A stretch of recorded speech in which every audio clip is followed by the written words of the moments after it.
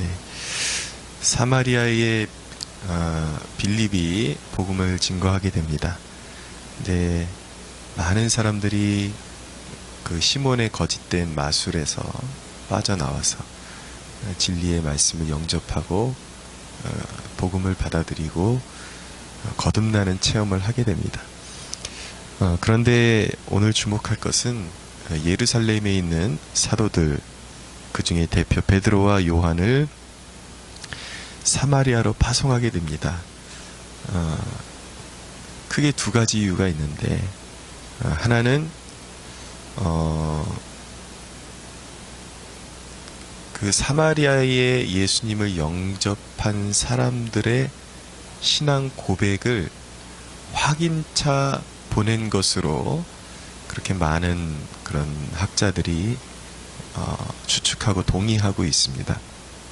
근데 타당한 해석이라고 생각되어집니다. 이 대목이 우리가 생각하는 것보다 굉장히 의미심장한 의미를 가지고 있는데요. 왜 사도들이 꼭 그 현장에 가볼 필요가 있었는가? 왜 그들의 신앙 고백을 확인해 볼 필요가 있었는가? 물론 이후에 사도들이 다 일일이 가서 확인할 수 없는 지역에서는 또 다른 어떤 체계가 분명히 있었겠지만, 적어도 이 대목이 우리에게 시사하는 것은 무엇이냐면,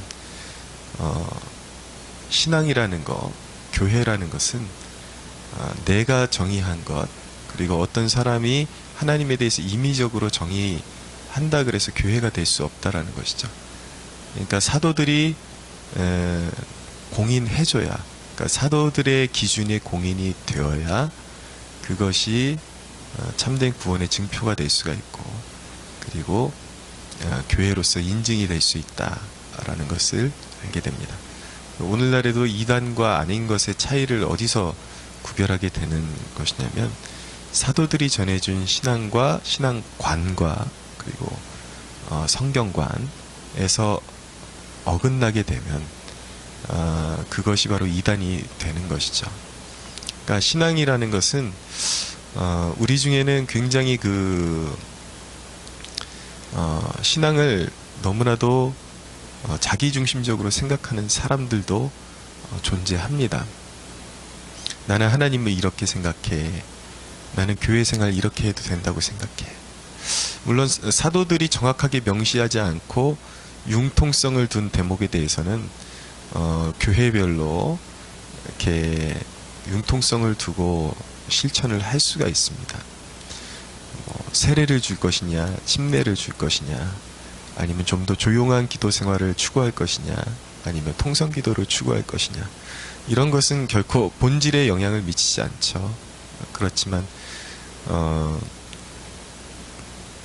신앙의 뼈대가 되는 것, 바꿀 수 없는 진리에 대해서는 분명히 그 기준점이 어딘가, 그리고 심지어는 내 자신조차도 진짜 거듭난 사람인가 아닌가를 어떻게 알 수 있는가? 그것은 자명합니다. 사도들이 성경에 명시해 놓은 그런 신앙의 요소들을 다 갖추고 있는가? 거기에 부합한 신앙생활을 하고 있는가? 그리고 그것이 옳다라고 인정하고 있는가? 이것을 보면은 그 사람이 거듭났는지, 아니면 신앙을 자기 입맛에 맞게 해석하고 있는지, 그것을 분별할 수 있는 좋은 기준이 된다라는 것을 알게 됩니다. 그게 첫 번째 사도들이 파송된 이유였고요. 두 번째 이유는 무엇이냐면, 오늘 말씀에 본문이 정확하게 명시하고 있는 대로 성령을 받게 해주기 위해서 그들이 파송이 되었습니다. 여기서 우리가 성령에 대한 그 분명한 이해를 돕는 말씀이라고 이야기할 수가 있는데, 이들이 주 예수의 이름으로 세례를 받았거든요. 16절에 참고하시면은. 그러면 이들에게 성령이 계시지 않는 것인가? 이 부분에 대해서 정확하게 평신도들도 신학적인 정의를 분명히 내리고 예수님을 믿어야 합니다. 자, 이들에게 성령이 계시지 않았는가? 그것은 분명히 아닙니다. 왜냐하면 누구든지 성령이 아니고서는 예수를 주시라고 말할 수 없느니라 라고 고린도전서 12장이 말씀하고 있기 때문이죠. 우리가 공인하는 바는 무엇이냐면 누구든지 예수 그리스도의 이름을 고백한 사람들은 성령이 내주하시게 됩니다. 칭의의 사건이 일어나고 그리고 성령님이 내주하시는 사건이 일어나게 되죠. 근데 이 대목을 통해서 우리가 배우게 되는 것은 무엇이냐면 성령이 한번 내주하시면 그를 떠나지 않는데 내주하시는 사건과 성령 충만의 사건이 전혀 다르다라는 것을 알게 됩니다. 여기서 성령 받게 한다라는 것은 그들로 하여금 성령이 부어지게끔 그리고 성령의 충만함을 받게끔 사도들이 안수해서 도왔다라는 것을 의미하는 것입니다.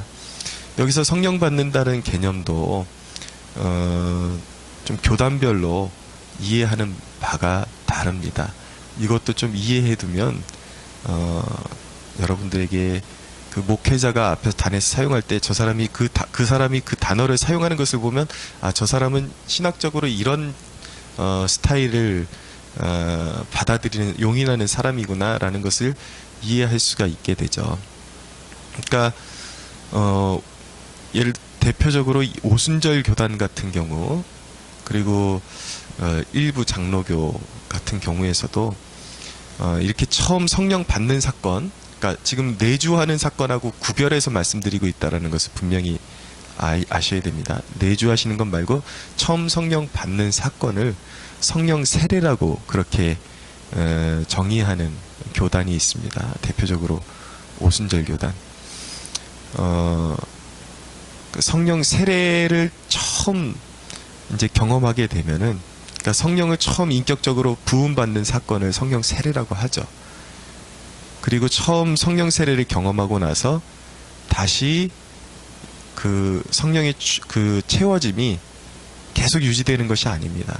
이 사람이 또 일상적인 생활을 하다 보면 그 채워짐이 이렇게 반감되는데 그것을 하나님께 구하면 다시 재충전받게 되고 재충전받게 되고 이런 사건이 되풀이되게 되는데 이 과정을 성령 충만이라고 하는 것입니다. 그러니까 첫 번째 성령 받을 때 성령 세례라고 표시를 하고, 그렇지만 두 번째부터 계속 이렇게 체험을 받을 때는 성령 충만을 받는다, 이렇게 정의를 하는 것이죠. 그리고 대표적으로 이제 개혁주의 장로교단에 속한 교단들은 물론 모든 장로교가 다 그렇게 고백하는 것은 아니고 오순절처럼 고백하는 교단들도 있습니다. 근데 개혁교단의 그 대표적인 그 성령 충만론은 이 처음 부음을 받는 이 순간을 성령 세례라고 표현을 하지를 않습니다. 그들은 그냥 그것을 성령 충만 받는 순간이라고 그렇게 정의를 합니다.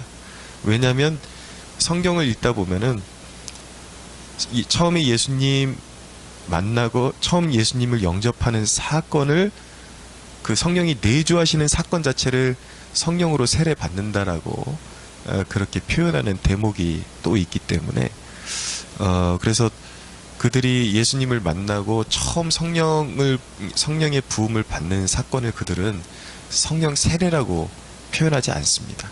그들에게 있어서 성령 세례는 그냥 거듭나는 세례, 그것을 의미하는 것이죠. 그래서 처음 부어짐을 경험하는 사건을 충만이라 그러고, 그리고 제차, 3차 이렇게 계속 이렇게 부음 받는 사건을 그냥 충만이라고, 성령 충만이라고 그렇게 표현을 하는 것이죠. 근데 이 대목을 가지고 결코 분쟁하거나 다툴 필요가 없다라는 것을 깨닫게 됩니다. 왜냐하면 둘이 용어 차이는 있지만 결국 의미적으로는 똑같아요. 그것은 성령이 내주하시는 성도가 있는 반면에 성령의 내주를 이제 내주의 단계를 벗어나서 체험을 받는 단계가 있다라는 건 둘이 똑같은 정의를 내리고 있는 것입니다. 그게 중요한 것이죠. 그래서 우리가 예수 믿을 때에 중요한 것은 결코 그냥 내가 성령의 내주만을 경험하고 머무르려고 해서는 안 됩니다. 사도들이 파송되어서 사마리아에 가서 성령 받게 하는 그런 안수를 행했다라고 하는 것은 성령 받는 사건, 성령 충만으로 채워지는 사건. 제 경험적으로는 성령 세례가 맞다라고 그렇게 저는 고백하고 있는데, 성령 세례라고 고백하든지 그냥 성령 충만이라고 고백하든지 하등 차이는 없습니다. 중요한 것은 성령으로 채움을 받는 사건이 있다라는 것이죠. 이것이 오늘 본문을 통해서 중요한 것은 모든 그리스도인에게 선택사항이 아니라 필수라는 것을 알아야 하는 것입니다. 이 성령 세례가 임하는 포인트는요, 어떤 사람들은 물 세례 받을 때 동시에 느끼는 사람들이 있습니다. 내가 성령 세례 받았는지 안 받았는지 어떻게 하는가? 받은 기억이 없으면 없는 거예요. 그것은 너무나도 자명한 사건이기 때문에, 너무나도 내 인생에 획기적이고 또 어떤 의미에서는 충격적인 사건이기 때문에 그것을 모를 수가 없죠. 그래서 너무 독특한 경험이기 때문에 어떤 사람은 물 세례 받을 때에 성령 세례를 동시에 경험하는 사람들이 있습니다. 근데 어떤 사람들은 예수 믿고 한창 이제 시간이 지나가지고 경험하는 사람들이 있죠. 어떤 집회나. 근데 이 성령 세례, 이 성령 충만으로 가는 이 사건을 경험하는 거는 꼭 안수가 있어야 하는 것은 아닙니다. 말씀이 선포되는 것을 듣고 있다가 받을 때도 있고요. 어떤 경우는 혼자 성경을 읽고 있는데 개인적으로 받는 경우도 있습니다. 그리고 개인적인 기도 시간에 또는 안수를 통해서 여러 경로로 성령의 세례와 충만을 받을 수 있다는 것을 꼭 염두에 두시고, 이 경험이 없으면 신앙생활이 맹송합니다. 열의가 없어집니다.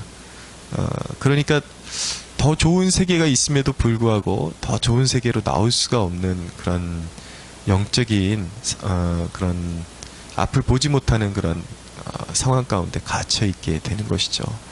우리가 그리스도인이 되었다면 반드시 성령 세례와 충만을 사모해야 되고, 그것을 받게 될 때 신앙에 새로운 그런 문이 확 열리게 됩니다.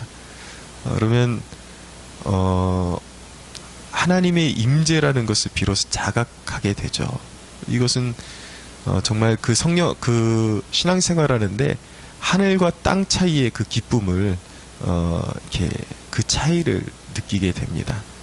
그래서 그냥 성경을 읽는 것과 그냥 말씀을 듣는 것과, 말씀을 듣는데 어느 포인트에 가면 갑자기 확 성령이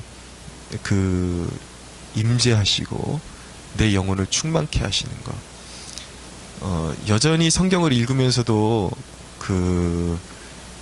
나를 믿는 자는 그 배에서 생수의 강이 흘러넘친다 라는 표현에 대해서 알지 못하시는 분들이 있는데, 이 성령을 받게 되면은 그것이 체감적으로 확 오게 됩니다. 그럼 개인 기도 생활할 때에도 그냥 믿음이 가장 중요하지만, 믿음으로 기도하는 것도 훌륭하지만, 이 성령의 그 임재를 경험하면서 기도할 때에 기도가 여물게 되고 기도가 깊어지게 되면 내 안에 그리스도의 임재가 나타나게 되고, 내 안에 캄캄했던 어두움이 떠나가고 뭔가 막혀있고 답답했던 심령이 갑자기 물로 씻은 듯한 아주 시원한 느낌을 받게 될 때가 있습니다. 그러면서 내 마음이 무언가로 채워지는 그런 느낌을 받게 되죠. 문제가 변한 것은 아니에요, 당장. 그런데 그 임재 속에서 그 채워짐을 경험하게 되면은 사람이 위축되어 있고, 사람이 그 문제에 완전히 붙잡혀가지고 정신을 차리지 못하다가 갑자기 사람이 담대해지고 충만해지고 세상에 대해서 맞설 힘을 얻게 됩니다. 그래서 기도 생활에 승리하고 그리스도의 임재를 통해서 그 생수가 내 안에서 이렇게 채워지는 것을 경험하게 되면은요, 문제가 변하지 않아도 두렵지 않습니다. 근데 그것이 왜 중요하냐면, 그 임재를 통해서 내가 성령의 충만으로 채워지는 그 사건이 하나님이 나를 돌보시고 있다라는 분명한 그런 사인으로 주어지는 것이기 때문에, 그렇기 때문에 내 눈에 보이는 문제가 변하지 않아도 염려할 필요가 없게 되는 것입니다. 예수님도 십자가를 담대하게 지실 수 있었던 그 이유가 바로 이 충만에 있었다라는 것을 우리가 눈여겨볼 필요가 있는 거예요. 예수님께서 십자가를 지시기 전에 겟세마네 동산에서 기도하실 때에 제자들에게 내가 내 심령이 고민하여 죽게 되었다. 그렇게 말씀하셨는데 세 차례에 걸쳐서 정말 간절한 기도를 드린 그 끝에 충만을 경험하시고 갑자기 태도가 완전히 달라지는 것을 경험하게 되죠. 제자들에게 일어나라. 이제 우리가 가야 된다. 내가 십자가를 회피하는 것이 아니라 그 십자가를 향해서 돌진하는 그런 예수님의 모습을 보게 됩니다. 그래서 결국은 아버지의 뜻대로 십자가를 지시고 부활의 영광을 얻으시게 되죠. 그러니까 중요한 것이 우리가 이 성령의 세례와 충만을 경험하는 사건이 얼마나 중요한지 알게 되는 것입니다. 하나님의 사랑의 부어짐을 경험하게 되고요. 그것을 통해서 하나님의 뜻을 더 알려고 그러는 그런 몸부림이 생기게 되고, 그리고 이 삶의 목적이 거룩함이, 여러분 성령 충만의 최대의 목적은 능력을 행하는 것이 아니라, 물론 능력을 행하는 것도 중요합니다. 그것도 필요하지만 궁극적인 목적은 그것을 통해서 능력을 행하는 데 있는 것이 아니라 거룩함에 이르는 것이 성령 충만의 목적이라는 것을 깨달을 수 있게 되기를 원합니다. 그래서 여러분 이 사건을 경험하게 되면요, 신앙의 스타일이 완전히 변하게 됩니다. 이 성령의 충만함을 경험하기 전에는 그냥 믿음으로 그냥 예수님 믿겠다고 고백한 사람들 같은 경우는요, 스타일을 보면 굉장히 합리적 영성을 추구하는 경우들이 있습니다.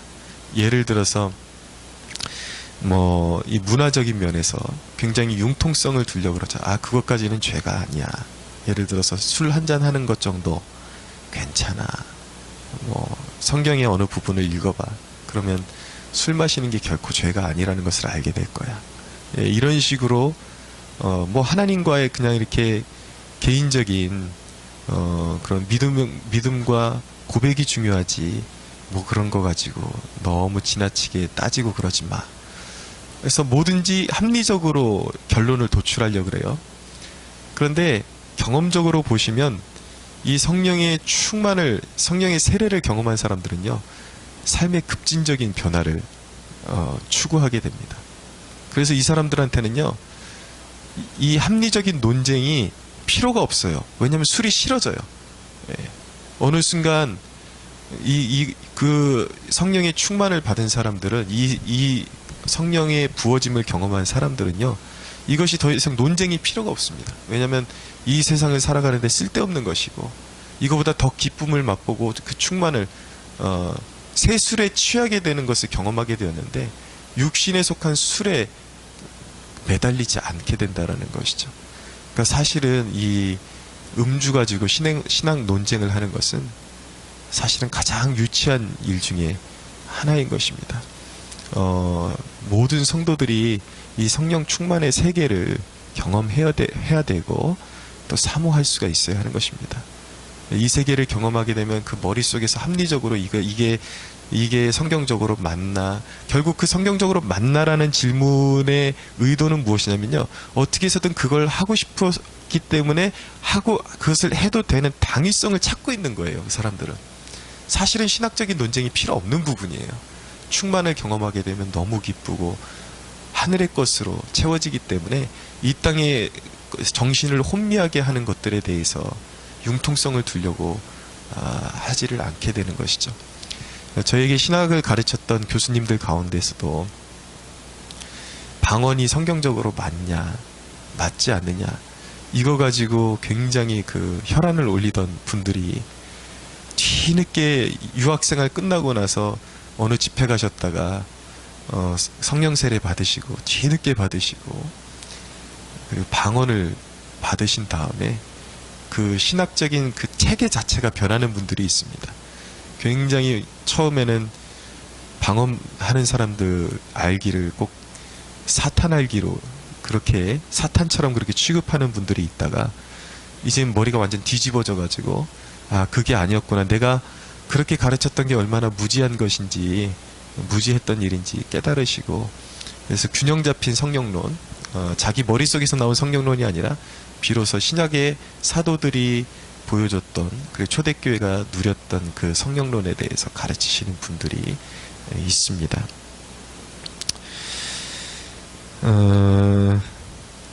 아마 제가 알기로는 탤런트 성률이 아빠가 되시는 성종현 교수님이 우리 장신대 교수님인데 그분도 그런 부류 중에 한 분으로 제가 알고 있습니다. 독일에서 유학하시고 머리로 신앙생활 하시다가 뒤늦게 깨져가지고 성령 세례 받으시고 신학적인 체계가 완전히 변한 그런 케이스죠. 우리가 항상 생각해 봐야 되는 것은 교단의 얽매인 그런 신학도 중요합니다. 신학이 없으면 이단으로 가니까. 그렇지만 어떤 부분에 있어서는 우리가 성경을 면밀하게 살펴서 이것이 정말 그러한가? 라는 질문을 던져볼 필요가 있는 것이죠.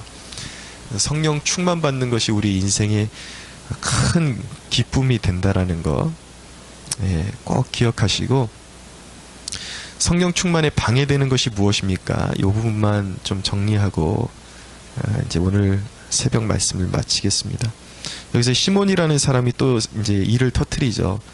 베드로가 안수하니까 성령이 이제 내려오시는 사건을 보게 되면서 이 권능을 내게도 주어 누구든지 내가 안수하는 사람은 성령을 받게 하여 주소서. 19절에 그렇게 이야기하거든요. 그러니까 이 하나님이 주시는 은사와 신령한 것들은 내 사역을 위해서 사용되어질 수 없다라는 것을, 사역을 위해서 체험을 받을 수 없다라는 것을 알게 됩니다. 베드로가 20절에 베드로가 이르되 내가 하나님의 선물을 돈 주고 살 줄로 생각하였으니 내 은과 내가 함께 망할지어다.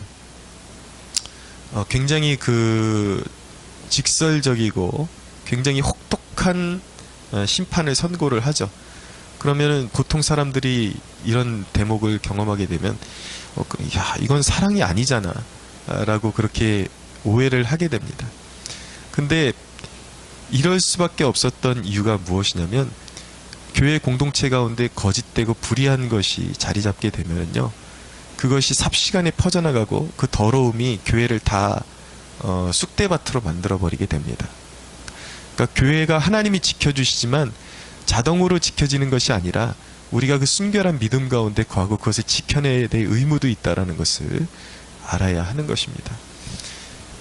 중요한 것은 성령님을 두고 돈 거래를 할 수가 없고, 성령이 주신 은사들을 두고 내 사역을 채우는 데 사용할 수가 없고, 이런 불의가 내 안에 차 있을 때, 온당치 않은 생각들이 있을 때, 그래서 성령의 충만함을 다시 받고 싶은 생각이 있다면, 마음이 있다면 내가 왜 성령의 충만함을 받아야 되는가라는 동기를 점검하셔야 됩니다. 단순히 교회가 그냥 부흥해야 되니까, 그리고 이것을 통해서 어떤 능력을 발휘하는 것이 더 뭔가 그럴싸해 보이고 좋아 보이기 때문에 남들보다 더 높은 경지의 어떤 신앙을 보이기 위해서 이것을 추구하는 것이 아니라 이 모든 헛된 우상들을 파괴하고 온전히 하나님과 주님과 온전한 연합의 관계를 누리기 위해서 주님을 더 알기 원하고 주님으로 채워지기를 원하고 주님만을 추구하기를 원하기 때문에 주님 나를 채워주소서. 내 마음의 헛된 우상들, 헛된 마음들, 하나님의 영광을 가리는 더러운 탐욕의 생각들을 내려놓기 원합니다 라고 고백하고 내 마음의 우상들을 무너뜨리고 그리고 주님을 추구할 때에 부어지는 것이 성령의 충만임을 기억하시고 오늘 이 아침에 거저 돌아가지 마시고 그냥 돌아가지 마시고 모두가 다시 성령의 충만으로 체험을 받고 돌아가시는 그런 축복이 있게 되기를 예수님의 이름으로 축원합니다.